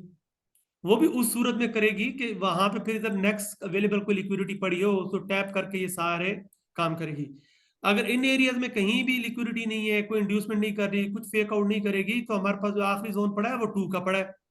2 पे हम देखेंगे कि हमारे पास कोई ऑर्डर ब्लॉक डिमांड पड़ी है फेयर वैल्यू गैप पड़ा है, उसके टच पे हम एंट्री, टारगेट हमेशा हम बड़ा ही लेंगे, अनलेस के कोई ऐसे सर्कमस्टांसेस आ जाए कि दुनिया के फंडामेंटल्स चेंज है, वो एक अलग चीज है। अदरवाइज टेक्निकली मार्केट को अपना लेवल 3 तक जाना चाहिए। अगर इस कॉन्सेप्ट को आप समझ गए तो आप बहुत अच्छे ट्रेडर बन जाओगे, आपके अंदर होल्डिंग पावर आ जाएगी, क्योंकि आपको एग्जैक्ट पता है कि जी इसके टच पे मैंने बाई करना है, इसके नीचे जो नेक्स्ट पीडी रे पड़ी है order block fair value gap, उससे नीचे का स्टॉप लॉस रखना है, और वो मेरा टारगेट है। ठीक है। अगर यहां पे भी फॉर एग्जांपल कोई एविडेंस नहीं है, तो यहां पे भी फिर मार्केट को इंड्यूसमेंट करनी पड़ेगी इस लेवल पे आने से पहले, या फेक आउट करना पड़ेगा। अगर इसमें से कुछ भी नहीं करेगी मार्केट, अगर इसके नीचे ये जो प्रोटेक्टिव लो है हमारा, जिसे हम कहते हैं last hope for the buyers, जो इंटेक्ट लिमिट है, इसके नीचे जब दो कंसेक्टिव रेड कैंडल्स बॉडी के साथ क्लोज हो जाएंगी, हम मान लेंगे कि अब हमारा स्ट्रक्चर शिफ्ट हो गया है, अब हम बायर्स नहीं है, अब हम सेलर्स हैं। तो मार्केट क्लियर कट बता रही होती है कि वो क्या चाह रही है। तो जिस भाई ने क्वेश्चन किया था, क्या आपको इस बात की समझ आई है जो मैंने एक्सप्लेन किया है? या इसके अलावा जिनसे जो जो मुझे सुन रहे हैं उनका कोई क्वेश्चन है तो काइंडली आप मुझे कर सकते हैं। ये आज हमने आपसे एक अपनी स्ट्रेटजी रिवील की थी कि इस सिंपल सी स्ट्रेटजी पे भी आप एक अच्छा प्रॉफिट कमा सकते हैं। किसी का कोई क्वेश्चन है तो काइंडली आप मुझे बताइए, वरना हम फिर अपनी अस्सलाम नेक्स्ट वालेकुम। स्ट्रेटजी। जी वालेकुम सलाम। सर ये पूछना था कि जो आपने लेवल फर्स्ट मार्क किया है उसके सामने अगर एफवीजी नहीं आता जी तो फिर भी हम एंट्री लेंगे या नहीं, उसको होल्ड करेंगे? अगर अगर एफपीजी नहीं है तो उधर देखिए कोई ऑर्डर ब्लॉक होना चाहिए। सही। चले मैं ऑर्डर ब्लॉक की भी आपको एग्जांपल यहीं पे बना के दे देता हूँ, बजाय इसके कि हम नया ड्रॉ करें, ताकि क्योंकि आई नो कि आप लोगों को थोड़ी सी कंफ्यूजन हो रही होगी, बट इट्स ओके, इसको भी हम टैकल कर लेते हैं, कोई इशू नहीं है इसमें। तो डोंट माइंड अगर आप ये एनिमेशन एग्जांपल के बाद अगर एक लाइव एग्जांपल भी दे देंगे तो वो मजीद क्लियर हो जाए। इसके बाद हम दोबारा लाइव एग्जांपल पे भी जाएंगे, बिल्कुल। Thank you so much. No issues, no issues at all.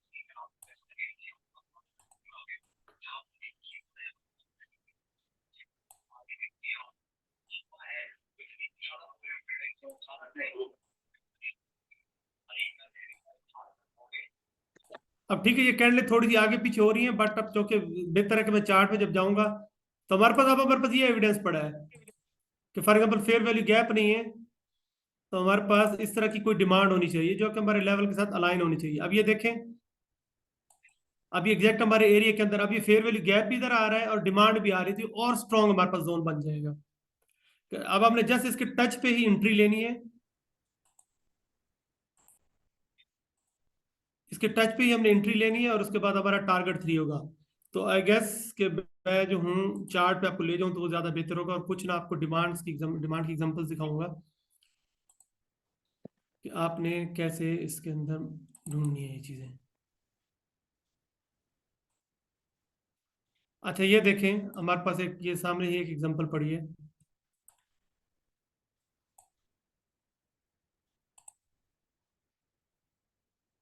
अब ये देखें, ये हमारे पास ब्रेक स्ट्रक्चर है। काइंडली आप मुझे साथ साथ बताएं भी ना, ताकि मुझे पता चले आपको समझ भी आ रही है कि नहीं आ रही। क्या ये ब्रेक स्ट्रक्चर है? सिंपल बता दें हाँ या ना में। जी बिल्कुल। अच्छा, अब हम यहाँ पे देखें, हमारे पास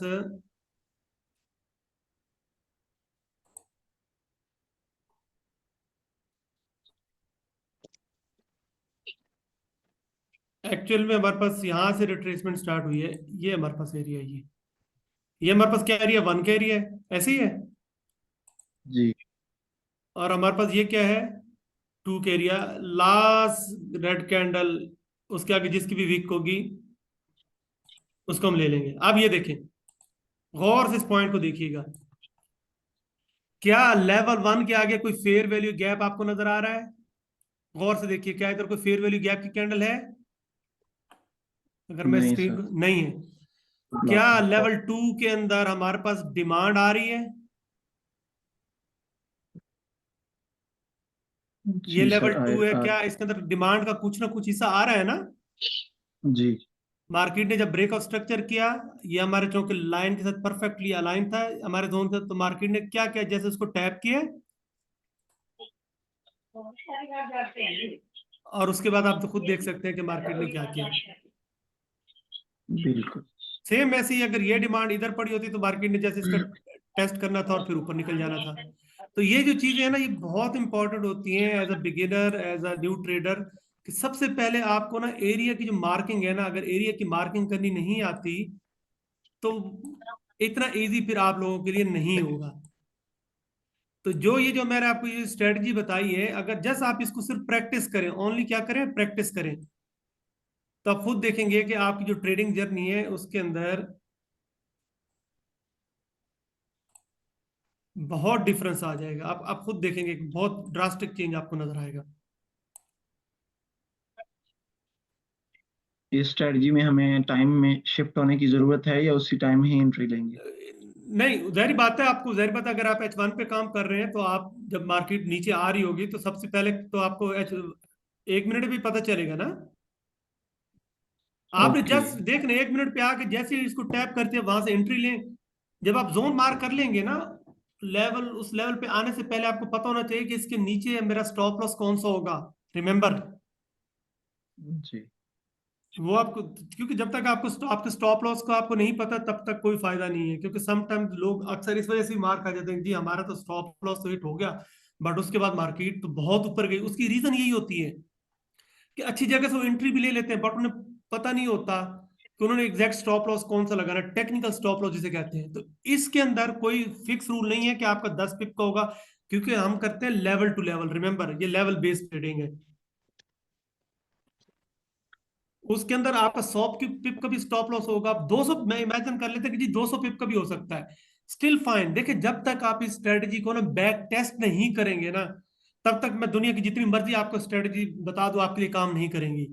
ये जो आपको मैंने एक सिंपल सा ये मेथड बताया, और ये मैंने आपको जस्ट 10% ओनली बताया है, क्योंकि मैं सारी चीजें ना तो एक दिन के अंदर नहीं बता सकता कि कब हमें पता चल जाता है कि जी अब ये जोन वैलिड है या नहीं है। हालांकि सब कुछ एविडेंस भी पड़ा होता है, उसका भी एक मेथड है कि हमें एक अर्ली ऊपर से पता चल जाता है कि जी मार्केट स्ट्रक्चर शिफ्ट कर दी। अब ये जो हमने नीचे जो जोन लगाए हुए हैं, अब यहाँ से मार्केट डायरेक्ट बाइंग नहीं देगी, हम उस लेवल की ट्रेडिंग करते हैं। लेकिन बट क्योंकि आप लोग बिगिनर हैं, अगर आप इसको भी खाली जस्ट प्रैक्टिस कर लें, H1 के आपके पास लेवल मार्क होने चाहिए, H4 के लेवल मार्क होने चाहिए, डे के लेवल मार्क होने चाहिए।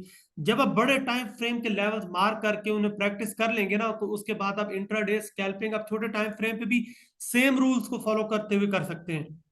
बट प्रॉब्लम ये है कि आपको फिर लिक्विडिटी का पता होना चाहिए, आपको सारी चीजों का पता होना चाहिए, तब तो आप फिर बहुत अच्छी ट्रेडिंग कर लेंगे।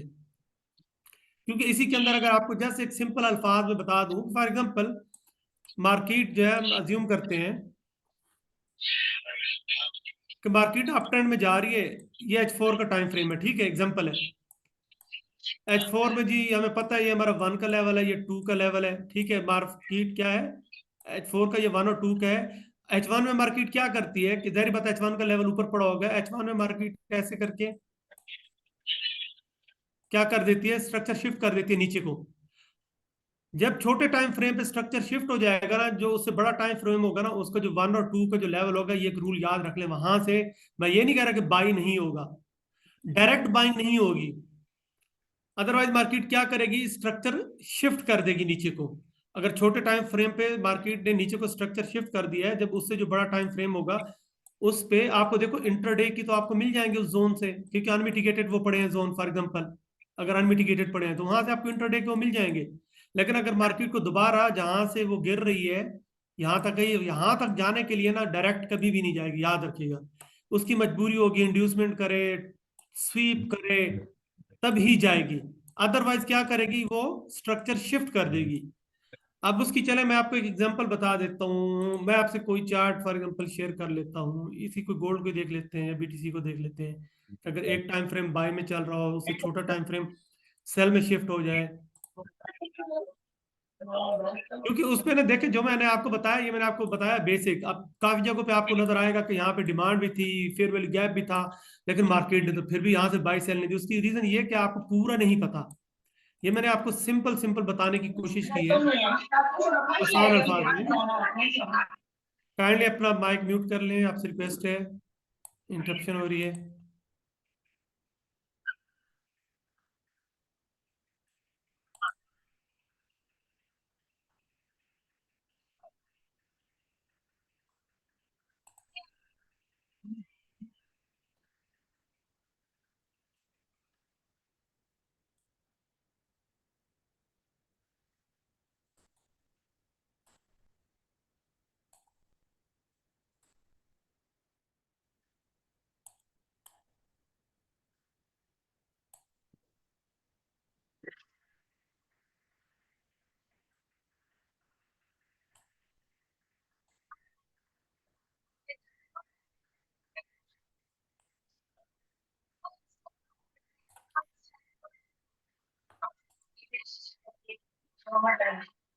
ये देखें जी, मार्केट काइंडली म्यूट पे रखें, 1 2 3 4 5। अब 1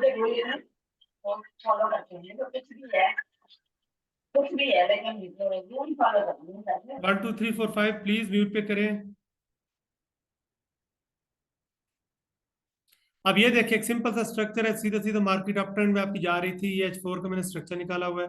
हमारे पास ये लास्ट ब्रेकआउट स्ट्रक्चर है। क्या आप कंफर्म कर सकते हैं सब लोग कि ये ब्रेकआउट स्ट्रक्चर है?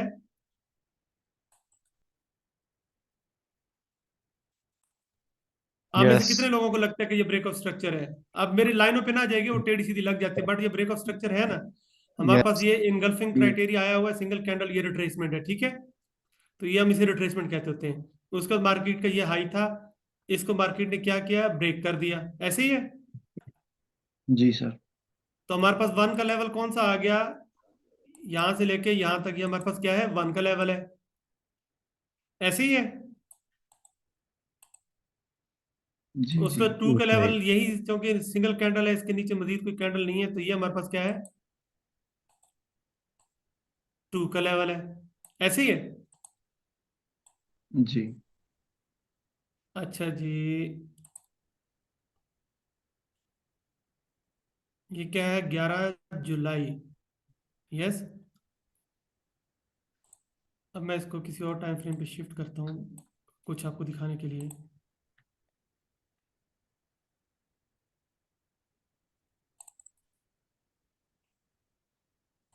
अभी हम 11 जुलाई के टाइम फ्रेम, H1 के टाइम फ्रेम पे जाते हैं, 11 जुलाई पे जाते हैं।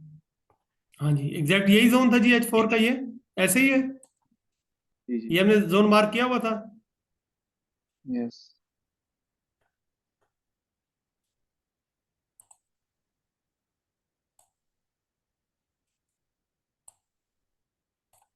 अब देखें, ये कुछ चीजें मैंने आपको दिखानी थी। अभी हमारा ना, ये हमारा H4 का लेवल था, और अगर यहाँ पे हम छोटे टाइम फ्रेम पे आके देखते हैं तो हमें क्या नजर आ रहा है, यहाँ पे H1 का लेवल अगर मैं यहाँ पे मार्क करूं, तो ये मेरे पास H1 का ये लेवल पड़ा था।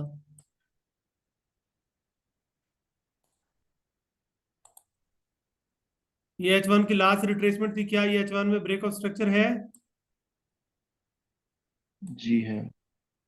अच्छा, इसके अलावा एक चीज और आपको दिखाता हूँ। अब मैंने क्या कहा था कि अगर छोटे टाइम फ्रेम पे स्ट्रक्चर शिफ्ट हो जाए तो उस एरिया से फिर मार्केट जो है डायरेक्ट बाइंग इतनी इजी नहीं देती, या तो स्ट्रक्चर शिफ्ट कर देती है या फिर लिक्विडिटी स्वीप करती है। अब यहाँ पे H1 में हमें एक चीज और भी एक नजर आ रही थी। वो क्या नजर आ रहा था, अब ये काफी कॉम्प्लिकेटेड चीजें हो जाएंगी, तो उसके लिए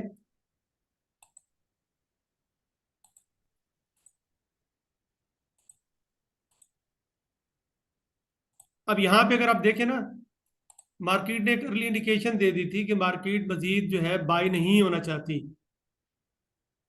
मार्केट ने इंटरनल स्ट्रक्चर के अंदर 5 वेज बना दी, जो कि एक इंडिकेशन होती है कि मार्केट मजीद बाई नहीं होना चाहती, कि डायरेक्ट बाइंग इस टारगेट के लिए यहां से नहीं होगी। ये देखिए हमने H4 के, ये दोबारा मैं आपको दिखा रहा हूं, ये हमने H4 के जोन मार्क किए थे, ये हम H1 पे शिफ्ट हुए। तो H1 में हमें एक इंडिकेशन दे दी, क्या, कि मार्केट बाई नहीं होना चाहती।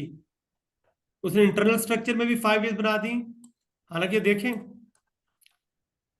इधर, अगर आप लोग गौर से देखें तो हमारे पास ये पड़ी है ना, ये देखिए फेयर वैल्यू गैप भी पड़ा है। अब ये देखिए यहां से मैंने क्या कहा था आपको, कि आपको छोटे मोटे तो वो दे देगी इंट्राडे के टारगेट, पर बड़े टारगेट नहीं देगी, क्योंकि हमारे पास एक चीज बन चुकी है कि मार्केट ने अपनी डायरेक्शन बना दी है। देखो ना, अब 2 के लेवल पे आई, उसको उसने रिस्पेक्ट नहीं दी, ऐसे ही है। ये H4 का 2 है, बट इस टाइम ये जी मैंने H1 पे शिफ्ट किया हुआ है। अब यहाँ पे उसने क्या किया है, मार्केट ने यहाँ पे आके उसने स्ट्रक्चर शिफ्ट किया हुआ है। यहाँ पे हमें अर्ली इंडिकेशन H1 में मिल गई थी कि जी मार्केट बाय नहीं होना चाहती, मार्केट सेल में है, सेल में शिफ्ट होना चाहती है।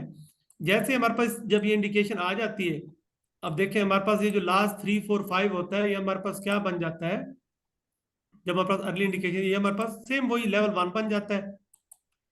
अब हमने यहां से इसे सेल ही करना है, और पहला टारगेट उसका ये होगा जो मार्केट लो बना के थी। फिर जब आप ट्रेंड को पकड़ लेते हैं ना, फिर आप उस ट्रेंड को एंजॉय करते हो। अब देख रहे हैं ये बड़े बड़े टारगेट आपको देती है, छोटे टारगेट आपको नहीं देती। उसके बाद आप खुद देख सकते हैं कि मार्केट ने क्या किया है। अब इसी की कंटिन्यूएशन में आपको बड़े टाइम फ्रेम में लेके जाना चाहूंगा, आपको दिखाऊंगा कि मार्केट, फॉर एग्जाम्पल मैं डे के टाइम फ्रेम में आ जाता हूं। अब हम डे की ना स्ट्रक्चर मैपिंग करते हैं।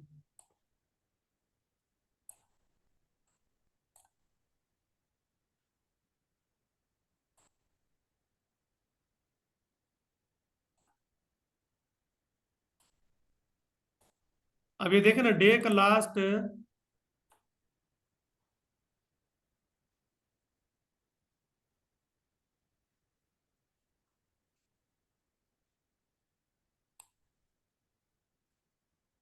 क्या ये ब्रेकआउट स्ट्रक्चर है, आप इसको कंसीडर करेंगे? क्या आप एक ब्रेकआउट स्ट्रक्चर कंसीडर करेंगे? यस और कोई, किसी का कोई चैलेंज हो यस। कि जी ये ब्रेकआउट स्ट्रक्चर नहीं है? नहीं है। है ना। अब ये वही चीज है कि जिसे हमने H1 में, हमने H1 ने हमें बता दिया था कि मार्केट मजीद बाय नहीं होना चाहती, यहाँ यहीं कहीं से मजीद क्या होना चाहती है, मार्केट सेल होना चाहती है। अब जो आप में से पुराने ट्रेडर्स हैं, या जो जिन्हें लिक्विडिटी का पता है, कि जब उन्हें H1 पे जब कंफर्मेशन आ जाती है, देखें जब मार्केट यहाँ पे ब्रेकआउट स्ट्रक्चर कर रही थी ना, तो उससे पहले आप एक चीज को गौर से देखें। ये हमारे पास यहाँ पे सिंगल कैंडल रिट्रेसमेंट आई, इनगल्फिंग क्राइटेरिया पूरा हो गया। उसके बाद जी मार्केट ने देखे क्या करते रही है, कि मार्केट ये पूरा जोन मिटिगेट कर चुकी है, यहाँ पे कोई डिमांड, कोई फेयर वैल्यू गैप कुछ नहीं छोड़ा मार्केट ने। तो हमें ये अर्ली पता चल गया था कि मार्केट इस अब जब गिरेगी तो यहाँ पे नहीं रुकेगी, ये अपने कम से कम वीक के लेवल पे जाएगी, ये मंथ के लेवल से पहले इसने नहीं रुकना। अगर इसी को मैं वीक पे शिफ्ट कर देता हूं, अगर जब आपको ये लेवल की समझ आ गई, तो आपकी ट्रेडिंग दुनिया की सबसे बेस्ट ट्रेडिंग हो जाएगी। रिमेंबर, अगर आपको इन टेक्निक्स की समझ आ गई। अब हमें पता चल गया था कि मार्केट ने जाना है, अब कम से कम वीक के लेवल से पहले इसका कोई स्टॉप नहीं है। अब जब डे के ऊपर भी स्ट्रक्चर मार्केट ने शिफ्ट कर दिया, तो वीक के ऊपर भी डायरेक्ट बाइंग नहीं देगी वो। रिमेंबर, वीक पे भी ऐसे ही करेगी। क्या करेगी, जैसे अब ये लास्ट ब्रेक ऑफ स्ट्रक्चर, आप इसको मानते हैं? जी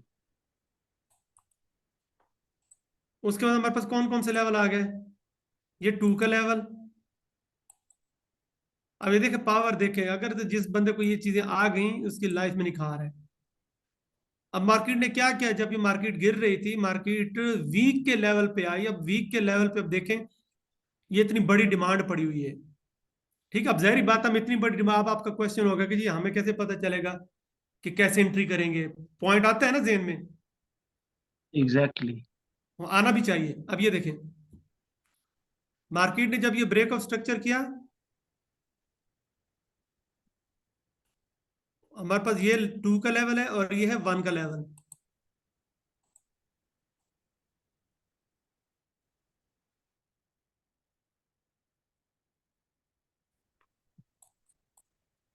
अब इस पॉइंट को गौर से समझिएगा जो मैंने आपको पहले अच्छे से एक्सप्लेन किया।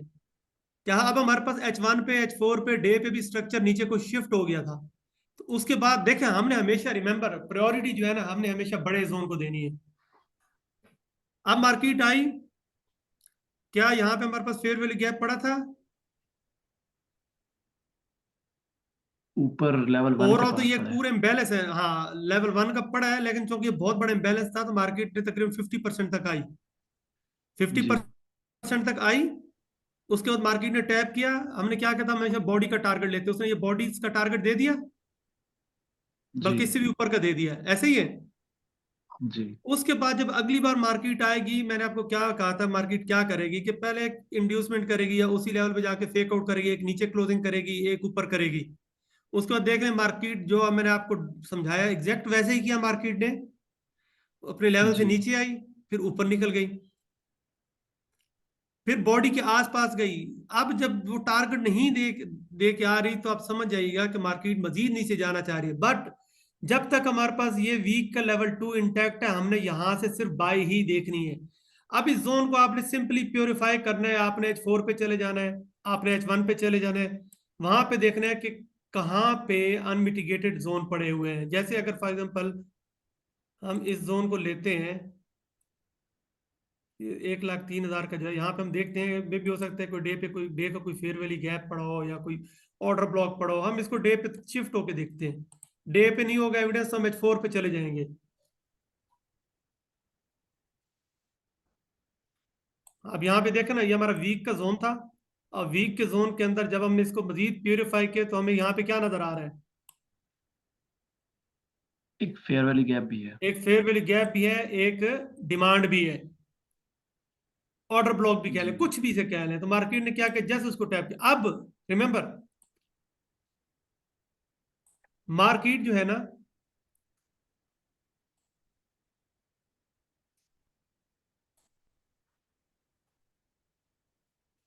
एक बार, 2 बार, 3 बार अपने वीक के लेवल से टारगेट्स दे चुकी है। जब इस जोन से वो टारगेट दे चुकी है तो अब उसे इनफ लिक्विडिटी मजीद चाहिए अगर उसने दोबारा ऊपर जाना है तो। अब हम कैसे ट्रेड करते हैं, जब हमारे पास वीक के लेवल, अगर हमारे पास वीक का जब लेवल होता है ना, रिमेंबर हम H4 की कंफर्मेशन लेते हैं। तो ये चीजें फिर बहुत सारी आ जाएंगी। आई गेस कि मैं बेसिक पे रहूं, जो मैंने आपको एंट्री का मॉड्यूल बताया है, आप उसे इंट्राडे स्कैल्पिंग में कैसे प्ले कर सकते हैं, क्योंकि ये भी बहुत वास्ट टॉपिक है, ये एक दिन की बात नहीं, हफ्तों की बातें हैं ये। बट आई होप कि मैं जो आपको मैसेज कन्वे करना चाह रहा था, जितने भी कोशिश की है आसान अल्फाज में, वो आपको समझ आ रही होगी। बाकी जैसे आपने ये मार्किंग ऐसे ही आपने करनी है और आपने इन चीजों को बैक टेस्ट करना है। तो अब मैं ना सीधे ही आपको ना दूसरी स्ट्रेटजी पे लेके जाऊंगा।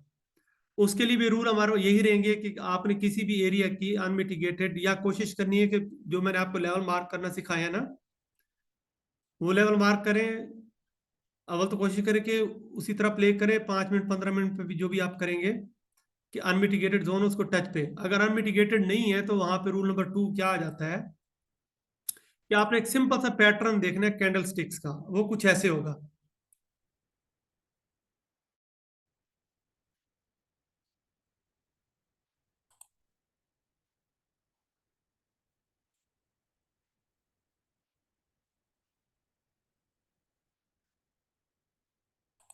सभी खामोश बैठे हैं, मुझे लगता है तो सारे जीनियस हैं, या फिर मैं समझा नहीं पा रहा।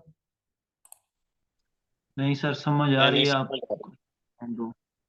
अगर समझ नहीं भी आई तो काइंडली इस वीडियो को तसल्ली से देखिएगा। आई नो फर्स्ट टाइम थोड़ा मुश्किल होगा, second time, third time, fourth time notes बनाए, फिर ईमानदारी से बैक टेस्ट करें। देखें कोई भी स्ट्रेटजी है या कुछ भी आप इस, बल्कि कोई भी आसान अल्फाज में आप कोई भी काम अगर करना चाहते हैं लाइफ में, तो उसके लिए आपको कंसिस्टेंट होना चाहिए ना। जब तक अब आप इसको बैक टेस्ट नहीं करेंगे तब तक दुनिया की कोई स्ट्रेटजी, कोई मेथड रिमेंबर आपके लिए काम नहीं करेगा। इवन आपकी अपनी बनाई हुई स्ट्रेटजी भी आपके लिए काम नहीं करेगी जब तक आप उसे बैक टेस्ट नहीं कर लेंगे। आपको स्टॉप लॉस और टेक प्रॉफिट लगाना नहीं आएगा तब तक कुछ भी काम नहीं करेगा।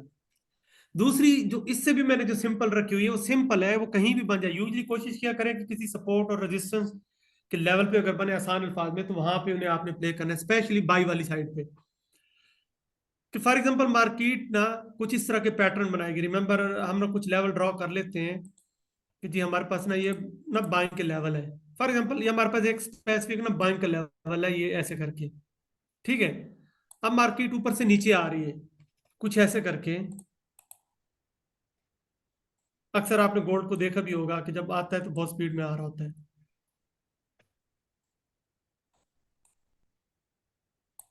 गोल्ड का आपने अक्सर मूव नोट किया होगा। फिर बीच में एक आधी ग्रीन कैंडल बनाता है, बट एनीवेज उस वो हमारा टॉपिक नहीं है। हमारा टॉपिक ये है कि जब हमारे किसी सपोर्ट लेवल पे आता है तो हमें किस तरह का पैटर्न चाहिए, हमारे लिए इंपॉर्टेंट वो है।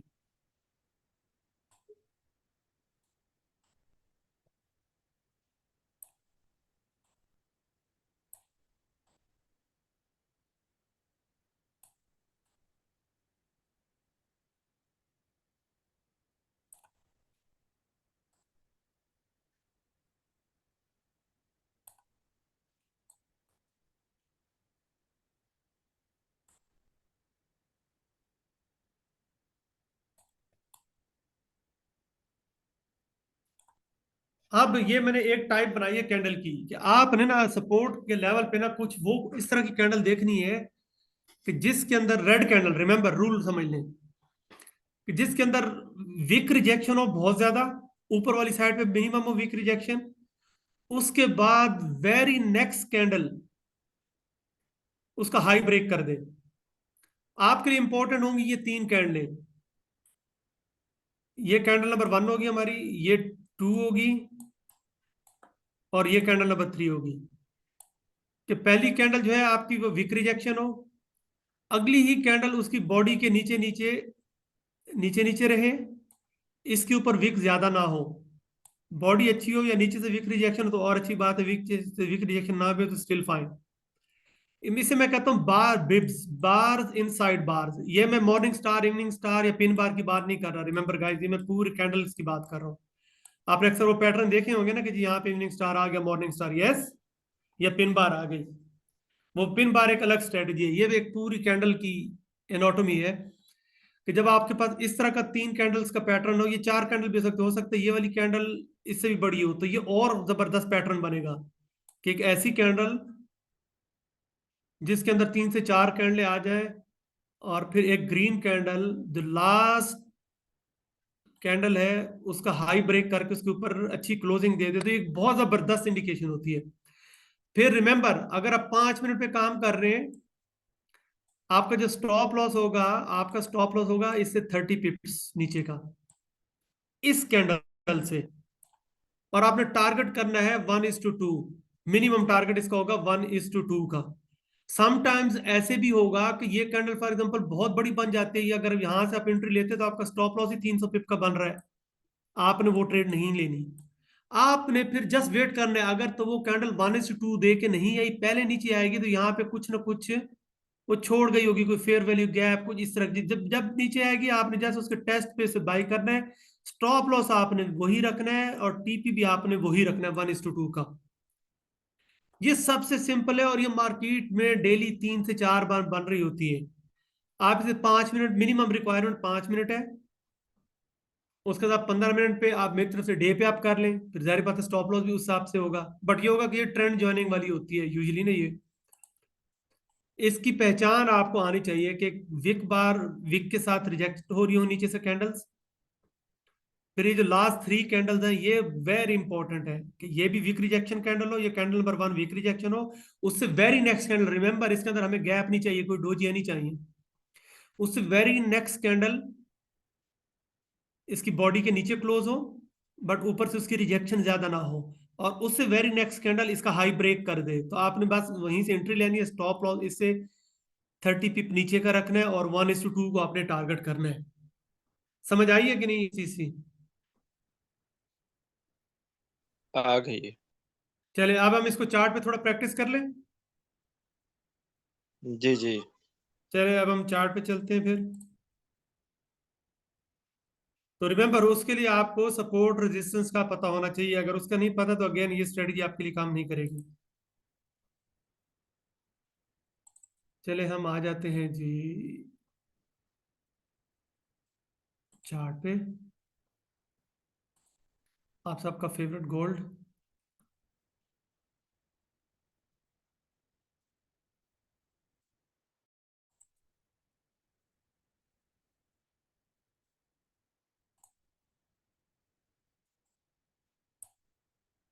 चलें जी डे का, चलो जी डे डे पे फॉर एग्जांपल कुछ देख लेते हैं ऐसा।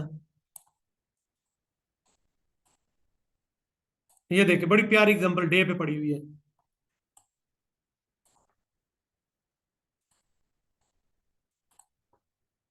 Week rejection candle, candle number 1, candle 2, candle 3 नजर आ गई आपको ये वीक रिजेक्शन कैंडल है।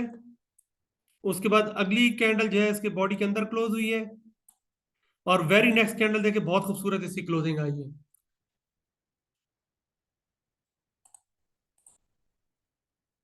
इस पैटर्न की समझ आई है आपको?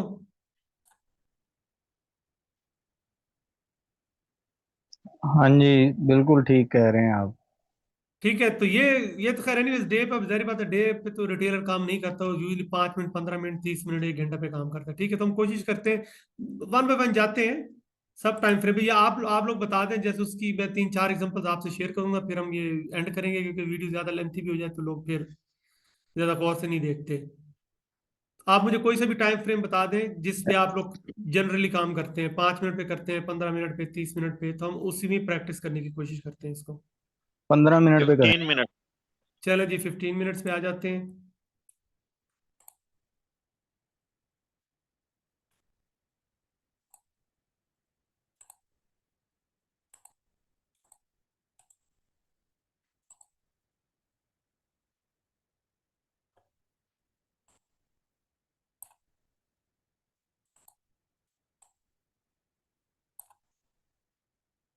ये देखिए हमारे सामने एक बहुत ही प्यारी एग्जांपल बनी हुई है।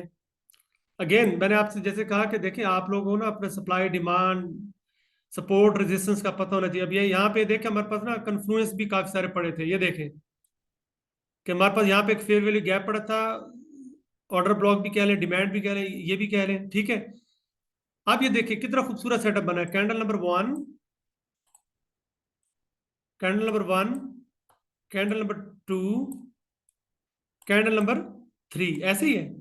अब अगर यहां से आप मैयर करेंगे तो जाहिर बात है डेफिनेटली ये आपको बहुत बड़ा एरिया लग रहा होगा। ये एरिया कितने पिप्स का बन रहा है, क्योंकि इससे नीचे हमने कहा कि 30 पिप का हमारा जो स्टॉप लॉस होगा। अब यहां से लेके ये जाहिर बात है ये 270 पिप का एरिया बन रहा है, तो डेफिनेटली ये एक रिटेलर से तो नहीं होगा। तो मैंने आपको क्या कहा था, अगर तो ये अपना 1:2 नहीं दे के आई तो आपने सिंपली वेट करना है कि दोबारा आए, उस एरिया को टैप करिए। अब देखिए जो मैंने आपसे एग्जांपल शेयर की थी कि देखें वहां पे ये डिमांड भी जनरेट हुई पड़ी है, ये फेयर वैल्यू गैप भी पड़ा, और ये 1:2 यहाँ से नहीं दे के आई थी। अगर मैं यहाँ से 1:2 फॉर एग्जाम्पल इसका करता हूँ, इसके नीचे 30 पिप का ऐसे लगाता हूँ, तो ये कहाँ से मुड़ गई, वहीं से नीचे आ गई थी। अब अब ये फायदा है, देखिए अगर जब आपको इस पैटर्न की समझ आ जाएगी, साथ में सपोर्ट रेजिस्टेंस और ब्लॉक जो भी आपकी स्ट्रेटजी होगी उसके साथ मिलाएंगे। आपने वेट किया, आपने जैसे इसके टेस्ट पे एंट्री ले ली, और आप खुद देख लें रेसिस हिस्ट्री कि मार्केट आई है, जैसे उसने इस एरिया को टैप किया है और उसके बाद तो वो अपने टारगेट की तरफ निकल गई है। आपने हमेशा सिंपल सी, ये बहुत सिंपल सी स्ट्रेटजी है। अगर आप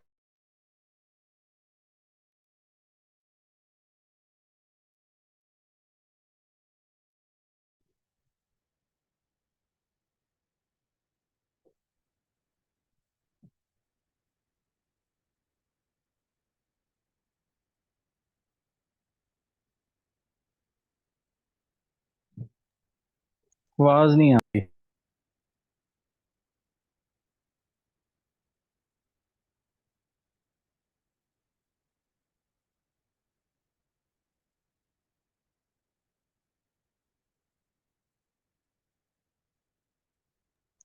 वॉइस मिसिंग।